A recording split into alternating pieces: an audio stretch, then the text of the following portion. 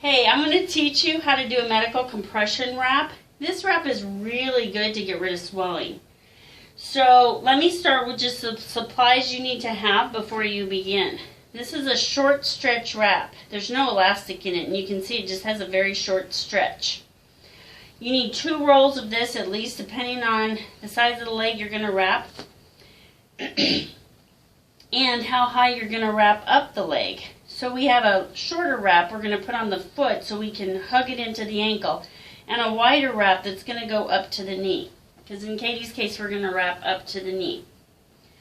We also need some padding to put around the leg, and you can use foam, you can use a pre-made padding like the soft compress from Juzo, one of my faves, by the way. I hope Juzo is okay with me using their stuff and putting it on my video. If the person has a wound, you also might need wound supplies. And I am going to demonstrate a mild wound on Katie even though she doesn't have one. You also need a cotton stockinette in order to just put this over the skin. And the other thing is, if you have somebody who has very dry skin or is going to wear this wrap for, say, a couple of days before you remove it, and a lot of people do wear it that way, you want to use a cream or a lotion that will stay on the skin that has a pH of 5.5 or below. So Nivea is one, Eucerin is one of my favorite ones. It really protects the skin, and this stockinette keeps that moisturizer and that oil that we put on there from absorbing into the rest of the bandages and protects that skin, keeps it healthy. Okay, so we're going to pretend she has a wound right here. So I'm going to take and I'm going to wear protective gear based on or what I need to wear. So if I need to wear gloves, goggles, mask, you have to make that assessment based on the wound or the leg you're wrapping. So we're going to put a Telfa pad on there to keep the gauze from sticking. Then I'm going to take gauze and wrap it around her leg. Never, ever put tape on fragile skin. So if you're working with somebody who the skin is very thin, they've had multiple wounds on their leg, you don't want to tape that bandage, that dressing, right on the skin. You want to use a gauze and go around the skin, and that way you're not adding that tape, because sometimes when you pull the tape off, you can rip the skin right off their leg. And our goal is to get healing rather than skin damage. So I'm going to place the stockinette, because I already had the cream on before I put the dressing on. Now I'm going to put the stockinette up the leg. Now in many cases I do wrap the toes with gauze. Wrapping the toes is a whole nother video, so I'm not going to cover that with this video. Then I take my padding and I apply it to the leg from the foot up. I want to minimize wrinkles in the padding, but sometimes they happen.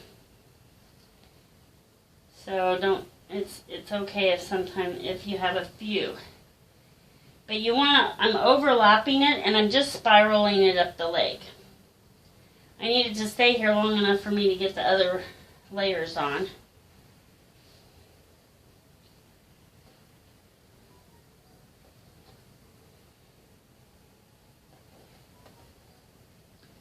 And a little extra padding over your malleoli or over the ankle bones. Ankle bones and malleoli are the same thing. Because Katie informed me not everybody knows that. They're the little ball things on the sides of your feet. So, sometimes you do this so long you just forget that people didn't go to PT school like you did. So we're going to place the wrap. First of all, how I hold the wrap is important, because when I put my fingers underneath the tail, I have a better grip on it than when I'm holding it like this, because a little slip and I have nothing to hold on to, because I just lose the wrap. So I always do my best to hold the roll like this. I put it on my put it on the foot. Now, I don't want that end to be on the bottom of her foot 'cause she's going to walk on that all day. And small little wrinkles and ends of things can get uncomfortable. So I go around the foot 3 times because then I have a solid anchor, but I didn't have to use any tape. So then after the 4th time I come up, I'm going around the back of the heel, and I want it to come kind of down to the bottom of the foot, because now I'm going to come up and lock in that back so that there's an overlap, but again it stays smooth and we don't have an edge right underneath the bottom of that heel where she would weight bear.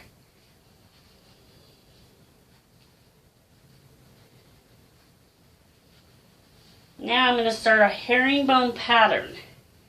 So, and we do the herringbone pattern because the leg is bigger up here than it is down here. And so if I don't do a herringbone pattern and I have no elasticity in my wrap, then it will fall off or slide down the leg. So I come down at an angle, then I go flat across the back, then I go up at an angle. Then I go down at the angle, down as I come across and in, and then up.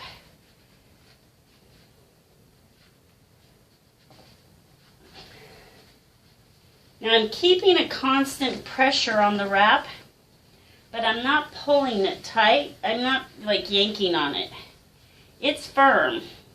Katie will tell you it's firm. And so I had my tape across here ready to go so that when I get to the end of that roll, I've got something to use. And it is true, you were right, I'm using masking tape.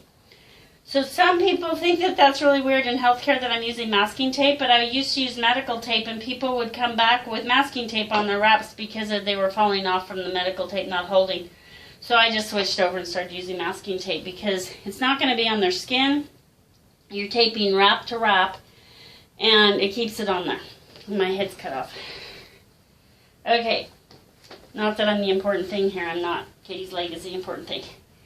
Alright, so we're going to start it again with that kind of angle going up there and the angle going up here so that I can maintain that herringbone pattern. As I... Takes a couple of rounds to get it nice and it starts looking all pretty and you go, whew, I did a good job. You covered up that raw chicken. Katie thinks her legs look like raw chicken, but I still conned her into being my model. So, again, I'm using my hand here to smooth the wrap and to do what I call snugging of the wrap. So I want to smooth that and snug it up so that it's very form-fitting.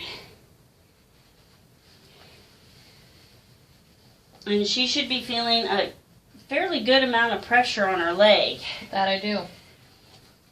And the way that medical compression wrap works is that as she moves underneath the wrap, she will push fluid out of the leg because it's pushing under, the muscles are pushing up into the wrap, and then the vessels are getting encouraged to do their little peristaltic movement and squeeze that fluid along inside the vessel.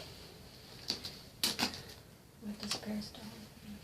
Oh, peristaltic means that kind of milking action Oh. that you get that moves food along in our guts and moves fluid along in our lymphatic system.